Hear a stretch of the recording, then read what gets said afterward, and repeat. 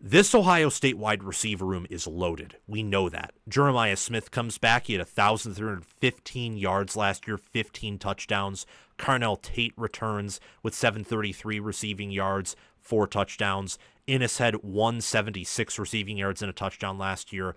And Bryson Rogers has 46 receiving yards in his career, returning from last year. He's the sixth guy, and Bryson Rogers would be starting at the vast majority of Power 4 schools. I know for a fact, Michigan, he'd be a starting wide receiver there. Probably be one for Penn State at the very best, and at the very worst, he'd be the fourth man there. At a school like Rutgers, starting wide receiver. Maryland, starting wide receiver. Indiana, starting wide receiver. Maybe not one or two, but certainly third. You look at USC, he'd be in the rotation. He might start at Oregon, certainly be the rotation there. He'd start at Washington. And a lot of these schools I mentioned have strong wide receiver rooms, or at least one or two X-Factor wide receivers. And he's currently the sixth guy there. He even made a Twitter post complaining about people viewing him as the sixth guy, because from his perspective, he's probably better than that. But Ohio State's wide receiver room is just that deep. They have the best wide receiver prospect of the 21st century in Jeremiah Smith, a first-rounder in Carnell Tate, a possible first-rounder in Brandon Inniss, and possible first-rounders in Mylan Graham, Quincy Porter. And given the history of Hartline's development and his hit rate being super high on recruits and his development, maybe you can't count out Bryson Rogers either. I don't know. It's just something to think about.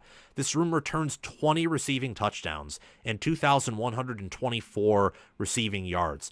All of these recruits, by the way, outside of Bryson Rogers, Jeremiah Smith, Carnell Tate, Brandon Inniss, Mylan Graham, Quincy Porter, all of them are 5 stars. Rogers is the lone 4-star, if my memory serves me correctly. All of them are athletic. All of them are sizable. All of them are well coached. I think all of them are good people.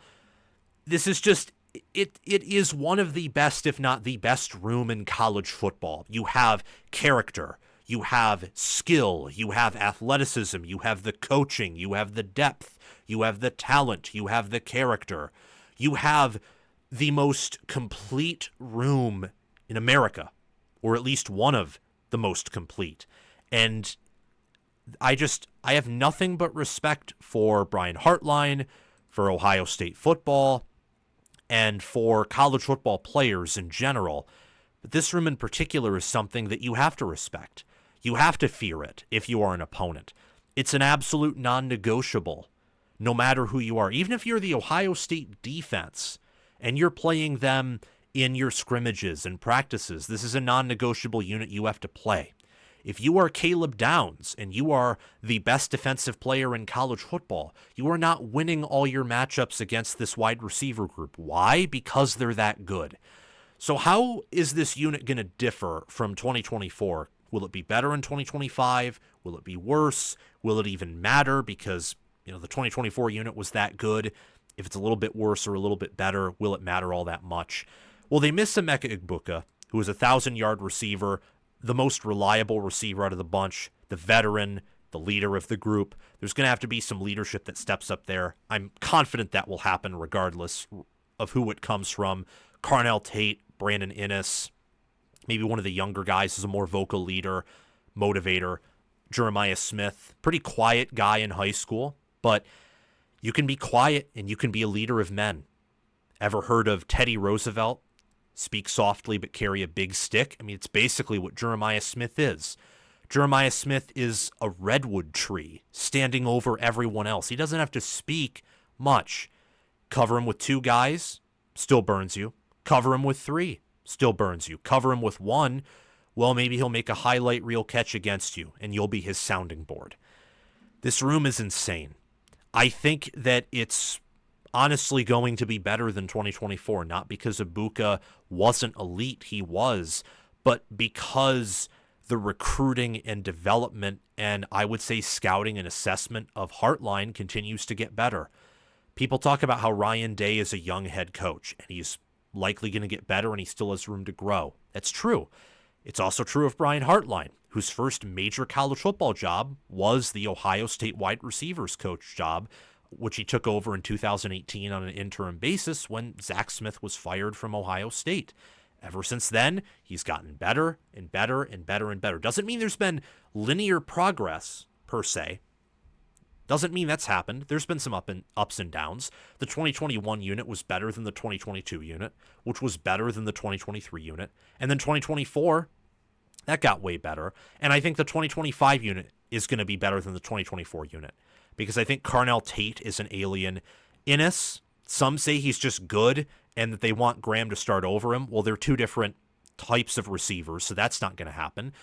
And Carnell Tate, as a very young player in 2023, wasn't seen dunking all over people and being phenomenal and one of the nation's best. It was the same thing with Chris Olave and even with Jackson Smith-Njigba and Garrett Wilson. Like, you saw their potential, but they rounded into final form in their final year or few years with the team. You're not going to see Jeremiah Smith every year. Brandon Inniss is not Jeremiah Smith. No one in the room is Jeremiah Smith. But they can break out. They can have good years. I think Tate's going to get better. I think Jeremiah Smith is going to get better. I mean, speaking of Zach Smith, he talked about this even, how Jeremiah Smith, being a younger guy, had some things to work on. Like being a physical blocker is something that he mentioned. I bet you he will get better there and even more dominant overall. He's young. He still has some growth and some more potential in him that hasn't been dug out yet. It's the same with all of these guys. Carnell Tate, Brandon Inniss, especially Mylan Graham and Quincy Porter. Quincy Porter being a true freshman and the only freshman so far to lose his black stripe. Not Devin Sanchez. He didn't lose his black stripe. Not Riley Pettyjohn. Not Fahim Delane. Not Carter Lowe. Not Tavian St. Clair. Quincy Porter, which shouldn't be surprising at all because Hartline is the best position coach on the Ohio State Buckeyes and quite possibly the best overall. In fact, definitively the best overall position coach in the country. Shouldn't be a surprise that his protege for the 2025 recruiting class lost his black stripe pretty quickly when he got on campus.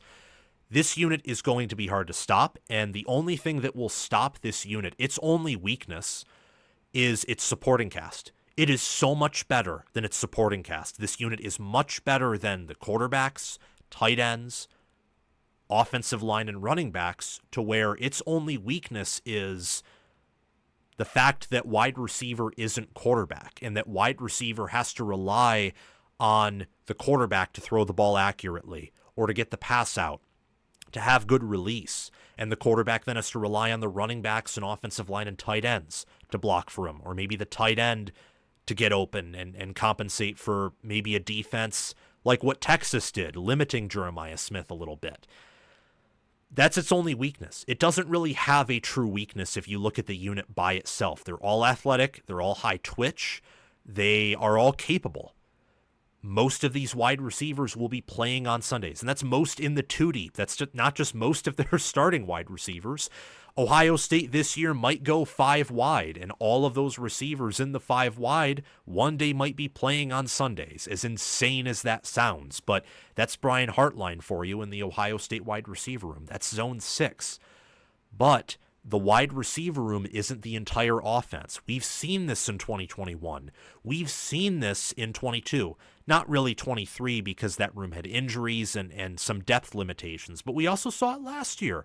I mean, look at the Michigan game or the Texas game or the Nebraska game where pass attempts were limited because of certain constraints, because Michigan and Nebraska and Texas put the offensive line in an absolute blender. And they got pressure on Will Howard and flustered him a bit. And Howard was an elite QB in terms of pocket awareness. I liken him to Riley Leonard, except he had a better arm than Riley Leonard. So that's the only thing that's going to hold this room back, is its supporting cast. The play calling, the coordinator, the O-line giving protection to the quarterback, or maybe getting downfield and blocking on screens, for example. Tight end, same deal. And quarterback for release and pocket awareness and accuracy. Sayin's a young guy. I have faith in him. I'll eventually talk about the quarterbacks in a different roster breakdown segment for Ohio State. But I don't have the same faith in him that I do for these wide receivers. The receivers will be the best part of the offense, and that means when the offense does fail, and even the best teams in America fail, even 2001 Miami had some bad moments, it won't be on these wide receivers 99% of the time. It'll be on any of those other position groups. So that's the Ohio State wide receiver group for you. Thank you for watching this roster preview and breakdown. Remember to like the video, subscribe to the channel, comment your thoughts on my breakdown down in the comments section below. Comment your thoughts on the room. Tell me who you think is going to be a breakout player in this group. I think it's going to be Brandon Inniss, actually. I think he'll have a pretty big year, several hundreds more receiving yards and also more receiving touchdowns. And make sure to hit the notification bell and join our Discord server via the link in the description or down below in the pinned comment. Go Buckeyes, and thank you all for watching.